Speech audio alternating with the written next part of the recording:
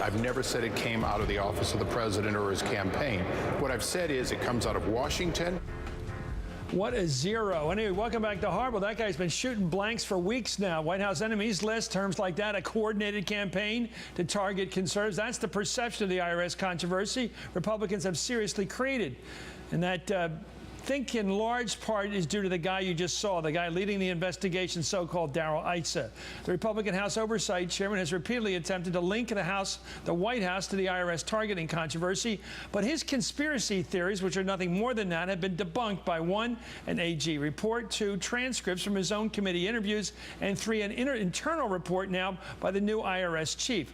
With seemingly no evidence on his side, Issa went on CNN yesterday in what first looked like an effort at damage control. Here he is in full backtrack mode talking to CNN's Dana Bash. I've never said it came out of the office of the president or his campaign. What I've said is it comes out of Washington. And now more from the blunderbuss, the BS that he's so good at. It's saying what he's trying to say here doesn't have to require any evidence. Here he is with more in that same interview, pushing the old story. For years, the president bashed the Tea Party groups. He was very public against these groups. And on his behalf, perhaps not on his request, on his behalf, the IRS executed a delaying tactic against the very groups that he talked about. Malarkey. On his behalf, maybe on his behalf, perhaps on his behalf, no evidence. Dana Bash pressed him from CNN for evidence. Take a look at their exchange now. Do you have evidence of that based on the interviews that you've done, or are you making an assumption? Dana, you cannot close a case. You can never close a case on what you don't know. You can only close a case on what you do know. In other words, guilty till proven innocent. Elijah O. Cummings is the ranking Democrat on ICE's House Oversight Committee, and Dana Milbank's a political columnist with the Washington Post.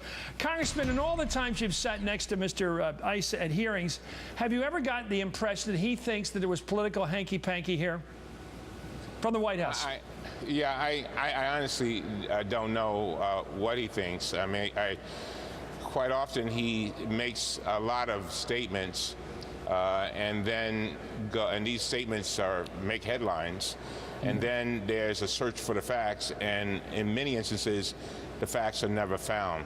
And so I don't know what he thinks, but I can tell you one thing, that the interviews that have been conducted, and the chairman knows this, have shown no political involvement in this episode, no White House involvement whatsoever. And we know that it started in the Cincinnati office. And it was started by a self-proclaimed Republican, a conservative Republican. And I think the thing that bothers me most, Chris, is when these types of allegations are made and you have exculpatory evidence that shows clearly that it's not accurate. You ought to say something, because we are in search of the truth, so that we can do reform, so that we can then restore the trust in the IRS. You cannot get there unless you stay focused on the truth. And so when you throw out these statements that are not supported by any evidence whatsoever, I don't think it does harm to the integrity, not only of the committee, but to the Congress. So now we know that the chairman of the investigating committee, Darrell Issa, is now publicly saying he's never accused the White House or the political arms of the president, any of the campaign people. None of them has he claimed they're guilty. Therefore, you have to figure that all the investigative interviews he's done show no evidence of that.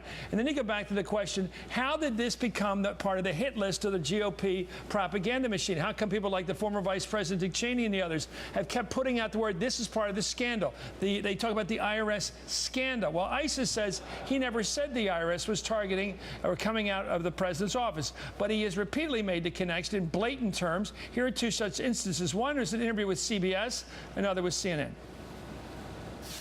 How dare the administration imply that they're going to get to the bottom of it?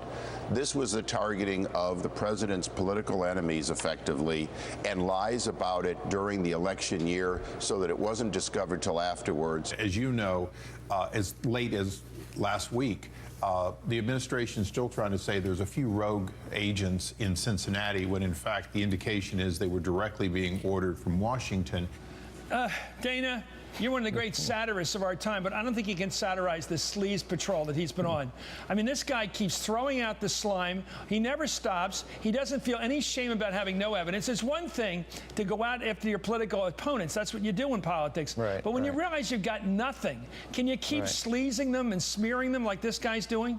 You know, Chris, this committee, as you know, has a long history of shenanigans going back to Chairman Dan Burton firing a bullet at a watermelon in the Vince Foster case. But even by those standards, Issa has been extraordinary. You said he's been firing blanks for weeks now. I would say for a couple of years. I mean, the congressman can correct me on this, but I think he's at 10, 11, 12 major investigations into this administration. You know, Fast and Furious, WikiLeaks, Benghazi, Solyndra, Fannie Mae. It goes on, and in each case there's a pattern. He sort of makes an outlandish suggestion that this goes right into the White House or the president's going after his political enemies. He couches it with some sort of a weasel word, and then nothing ever comes of it. And the problem is, he's Congressman Cummings should be delighted about this, because Chairman Issa has really sacrificed his credibility here, and I think people in the press, when they hear these allegations now, have to discount that, even though we of course love a good scandal. You've been pushing him, Congressman,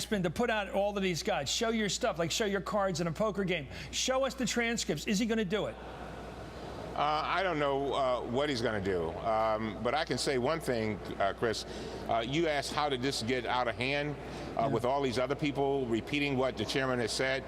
I think they just assumed that when he said things like political enemies and whatever, the president was involved, they assumed that he had evidence. People like Chairman Rogers and others, and Camp and Senator Cruz, they assumed that he had some evidence, and so then they then took it another step and made all kinds of statements. And next thing you know, and sometimes I wonder if things are thrown out there, hoping that it'll stick, and then when there's no evidence, people still are left with the same impression that what was said is true, when in fact it's not. That's what concerns me. This is what, and that's about integrity of the committee. This is what nasty little high school boys and girls do on the internet. They send out nasty little stories about their friends, or enemies rather, and they get away with it because once the stink bomb has been thrown, it's very hard to come back and get rid of it. And I think that's what this guy does. He throws around stink bombs. Anyway, thank you, Congressman Elijah Cummings. Good luck with getting the truth. And Dana Milbank, thank you for joining us again.